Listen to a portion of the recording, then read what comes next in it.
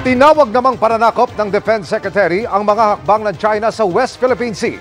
Sa gitna niyan, pinamamadali na niya ang konstruksyon ng mga proyekto sa mga EDCA site. Nakatutok si June Veneracion.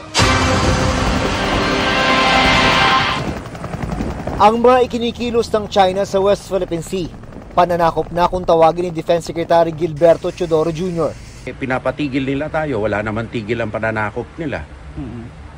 Simple lang naman sa akin yun eh. Okay naman makipag-usap basta tabla.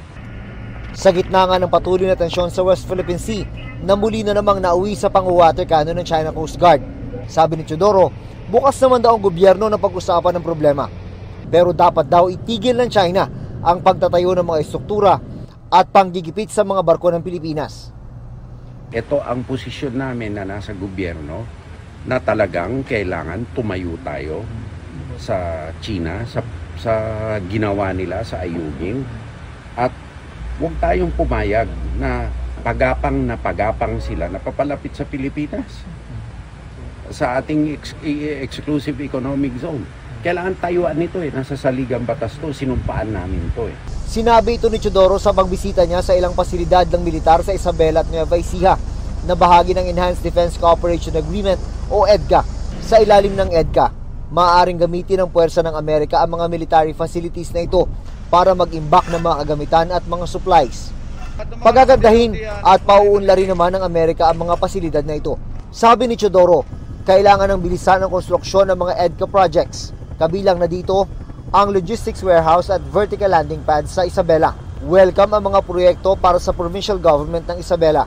The best, if we can have a base and we can have friends who can supply us with a little security, di ba? And a little of their technology and their equipment.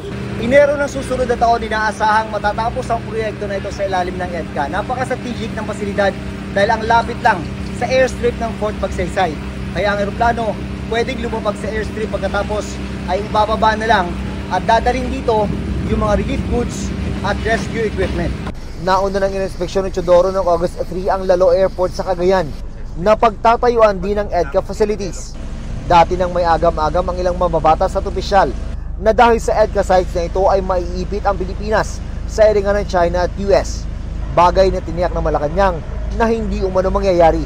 Ayon naman kay AFP Chief of Staff General Romeo Bronner Jr., mas mapapabilis ang pagtugon ng mga Amerikano sa mga kalamidad kung kumpleto na ang mga pasilidad sa EDCA sites. Napakahalaga itong mga ganitong EDCA sites.